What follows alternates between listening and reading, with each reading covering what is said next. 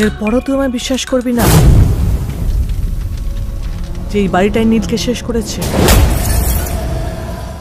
মৈনাক ভৌমিকের আগামী ছবি বাৎসরিক তার ট্রেলার লঞ্চে উপস্থিত ছিলেন সকল কলাকুশলীরা এবং এই ছবির হাত ধরে দীর্ঘ বেশ কয়েক বছর পর বড় পর্দায় ফিরতে চলছেন শতাব্দী রায়।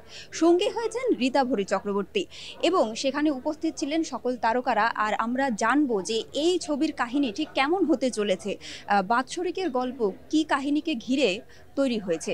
আমাদের সঙ্গে রয়েছেন শতাব্দী রায়। আমি তার কাছ থেকে জানতে চাইবো যে দীর্ঘ এতদিন পরে বড় পর্দায় তিনি ফিরলেন, তার কেমন অনুভূতি হচ্ছে। দিদি, আমি জানতে চাইবো যে এতদিন পর আবার বড় পর্দায় ফেরা কেমন লাগছে? ভালো, খুব ভালো। অনেক কিছু নতুনত্ব, তার মধ্যে ভালো লেগেছে কাজ করে। আর এই বাৎসরিকের আজকে ট্রেলার লঞ্চ, তুমি সেখানে উপস্থিত রয়েছো, কি বলতে চাইবে?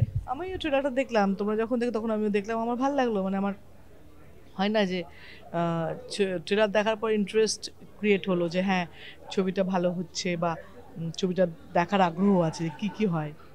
আমরা একটু যা দেখলাম যে ভূতের কিন্তু একটু আধটু ফিল রয়েছে ছবিটা, একটু আধটু না হয়তো বেশি রয়েছে। তুমি নিজে কতটা ভূতে বিশ্বাস করো? আমি ভূতে ভয় পাই। যেটা জানো না সেটা নিয়ে কথা বলো না প্লিজ। আর এই ভূত প্রেত পিশাচ, আর যদি সত্যি এগুলো হয়? ভূতে ভয় পাই, সুতরাং এই ছবিতেও নিশ্চয়ই ভয়টা আসবে লোকের সামনে। তো এটা ভূতের ছবিও নিশ্চয়ই, তার সঙ্গে সম্পর্কের ছবিও। আমি জানতে চাইবো ছবিতে রীতাভরী দি আরও অনেকেই রয়েছেন, এদের সঙ্গে তোমার এত মানে নতুন কাজ করে কেমন লাগলো? মেইনলি আমি আর রীতাভরীতেই মানে আমাদের সঙ্গে সিন হয়েছে। রীতাভরী ভালো, এখন তো পপুলার, সুতরাং ওরা রেগুলার কাজ করে, সুতরাং জানে কিভাবে কাজ করতে হয়। ভাল লেগেছে কাজ করে।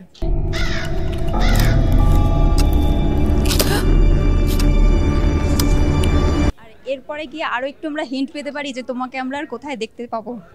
এই মুহূর্তে কিছু প্ল্যানিং নেই, তবে এখন আপাতত এটা রিলিজের দিকে তাকিয়ে তারপরে নিশ্চয়ই যদি ভালো সাবজেক্ট, ভালো ভাবনা, কিছু কাজ করে ডিরেক্টর, তাহলে নিশ্চয়ই ভাববো।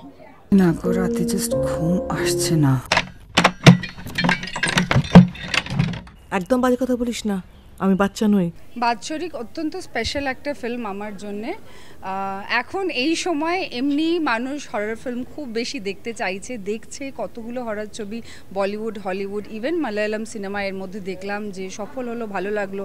আমার পার্সোনালি রিসেন্ট টাইমে স্ত্রী, শয়তান দুটোই ভালো লেগেছিল। যদিও বাৎসরিকটা হচ্ছে ভীষণই বাঙালি ভূতের গল্প বলতে পারো, মানে গল্প কেন্দ্রিক। ইউজুয়ালি আমরা দেখি একটা পোড়ো বাড়ি থাকে, ভূতের বাড়ি থাকে, সেখানে মানুষ যায়, তাদের ভূত হন্ট করে। এটা উল্টো, এটা স্বপ্না মানে শতাব্দীর যে চরিত্রটা তার এবং আমার বৃষ্টির এই দুটো মহিলার গল্প। এবং এই ননদ আর বৌদির মধ্যে বলতে পারো যে একটা অদ্ভুত ফ্যামিলি কানেক্ট তৈরি হয় যখন তাদের দুজনেরই কমন ফ্যামিলি মেম্বার, একজনের ভাই আর আমার বর মারা যায়, এবং সেই জন্যই ছবিটার নাম বাৎসরিক। স্বপ্না চ্যাটার্জি, আমি বৃষ্টির ননদ হই। মেয়েটা এত বড় বাড়িতে একা একা থাকতো, ভালো লাগতো না। আমার একা থাকতে এতটুকু অসুবিধা হয় না। এবং এই যে দুঃখ কষ্টের মধ্যে দুজনের কি বলবো সঙ্গী হয়, আবার ঝগড়া ঝামেলা হয়, তখন এই দুটো সম্পর্ক তো ইউজুয়ালি বন্ধু হয় না, আমরা দেখি না সচরাচর হয় বলে। এবং তখন এদের এই কষ্টের জমা অন্ধকারে আমার চরিত্রটার বলতে পারো ভূত আসে, সেখান থেকে হন্টিং শুরু, এবং সেটা ওদের জীবনের দিশাটা অনেকটা পাল্টে দেয়। যেই যাত্রায় ওরা ছিল সেটা অনেকটাই অন্যরকম করে দেয়। তো ওই জন্য ইটস ভেরি ইন্টারেস্টিং। ড্রামাটা যেরকম রয়েছে একটি দুই মহিলার গল্প, একটা সিস্টারহুডের গল্প বলতে পারো in a way, on the other hand যে হন্টিংটা, যে ভূতের আশাটা, সেটাও কিন্তু মানে একেবারে ভূতের ছবির মতনই হন্টিং, মানে সেই রকমই, কিন্তু অনেকটা আমি যেরকম বলবো যেরকম মণিহারা বা তোমার শয়তান যেরকম ফর এক্সাম্পল, ঠিক আছে, আগে চরিত্র তারপরে ভূত প্রেত তাদের হন্টিং, এবং আই গেস ট্রেলারটা অনেকটাই সেটা বলে দেয়। দিদি ভাই, কি করছো? কি বাড়ির পেছনে আগুন লাগিয়েছো কেন? এমনি তোর লাইফটা নষ্ট করেছে, আরো করবে। আর তুই কি এটা বারবার এটা ভুলে যাস যে এই দিদি দিদি করে তোর নীল একদম শেষ হয়ে গেল? আমি তো কোনোদিন ভূত দেখিনি, দেখলে নিশ্চয়ই ভয় পাবো। তবে আমার একা থাকতে ভয় লাগে না, আমার অন্ধকারে ভয় নেই, এবং আমি একা থাকি যথেষ্ট কি বলবো, আনন্দেই একা থাকি, আমার কোনো অসুবিধা নেই। ইনফ্যাক্ট আমার মনে হয় মানুষ ভূতের থেকে অনেক বেশি ভয়ানক। আমি যদি একটা অন্ধকার গলি দিয়ে হেঁটে যাই, আই উড প্রেফার শাকচুন্নি আমার ঘাড়ে পড়ুক দেন একটা ছেলে আমার গায়ের উপরে সে ঝাঁপিয়ে পড়ুক। তাই I feel ghost are harmless unless you actually see them. বাক্সটা খুলিস না, নিশ্চয়ই এরকম ভাবে বন্ধ রাখার কোনো কারণ আছে।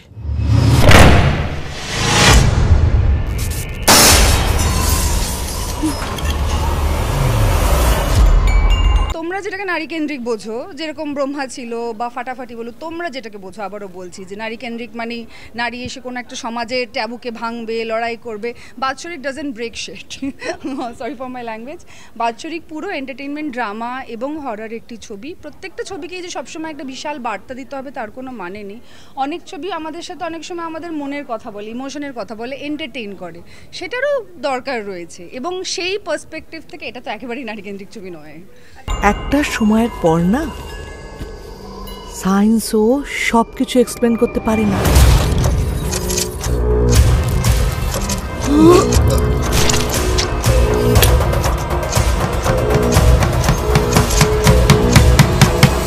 গল্প লিখতে বসেছিলাম, সেখান থেকে ভাবলাম যে এর মধ্যে একটা ভৌতিক কিছু এনে কোথাও, আমার মনে হয় যে কোনো তুমি যদি সিনেমা দেখো, ভূতের ছবি সব থেকে বড় মজা হচ্ছে এই অলৌকিক ভূত ভয় পাওয়ানোর মধ্যে দিয়ে অনেক কিছু বলে দেওয়া যায়।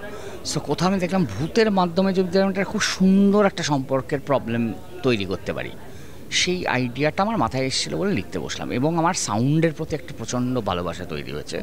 সেখান থেকে আইডিয়াটা ছিল যে এবার ভূতের ছবি করা উচিত। হয় না বাংলা একদম, মানে সিরিজ হয়, একটু ভূতের কমেডি হয়, কিন্তু ভয় পাওয়ানোর ভূতের ছবি একদম বাংলায় হয় না। সো আমি দেখলাম আচ্ছা, কেউ যখন রিস্কটা নিচ্ছে না, আমি নিই। বাৎসরিক অবধি আমাকে এখানে থাকতেই হবে। সামান্য, এবং আমার মনে হয় শতাব্দীর সাথে কাজ করলে পরের প্রজন্ম আরও বেটার বুঝবে ডিসিপ্লিন কাকে বলে। ডিসিপ্লিন এবং প্রেজেন্স, যে ক্যামেরার সামনে অ্যাকশনটা বললে তার আগের মানুষটা শতাব্দী অ্যাকশন বললে ওটা শতাব্দী রায় হয়ে যায়। এইটা একটা দেখার মতো। অফিস যখন আছে তখন ওই জোর করে রাত জায়গাটা বন্ধ কর। নতুন একটা জনার হরর, বাংলায় অনেক দিন পর একটা হরর ছবি হচ্ছে, ভয় পাওয়ানোর জন্যই বানিয়েছি।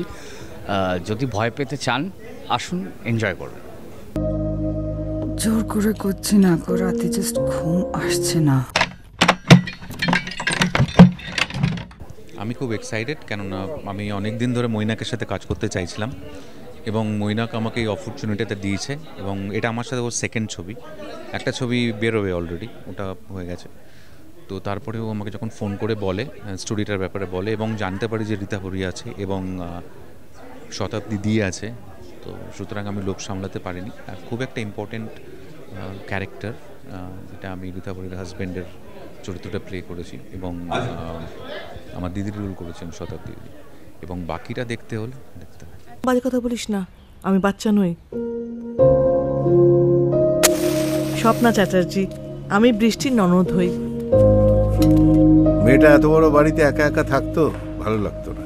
আমার একা থাকতে এতটুকু অসুবিধা হয় না।